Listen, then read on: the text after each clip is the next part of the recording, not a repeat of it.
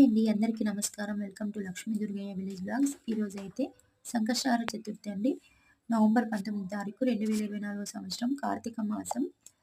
ఈరోజైతే మంగళవారంతో కలిసి వచ్చిందండి. దీనిని ఇలా కలిసి రావడం వలన అంగారక చతుర్థి అని అంటారండి. ఈ అంగారక చతుర్థి మరియు ఆరుద్ర నక్షత్రంతో కలిసి వచ్చిన రోజు. ఆరుద్ర నక్షత్రం అంటే శివుని నక్షత్రంగా చెప్పబడుతుందండి. ఈ మంగళవారము అమ్మవారికి ఇష్టమైన రోజు మరియు కార్తికేయునికి ఇష్టమైన రోజు కిన మంగళవారం కాబట్టి, మరియు గణేశునికి ఇష్టమైన వ్రతము సంకష్టహర చతుర్థి వ్రతము. వీళ్ళందరూ ఈ కార్తీక మాసంలో ఈ కుటుంబంతో కలిసి వచ్చారండి.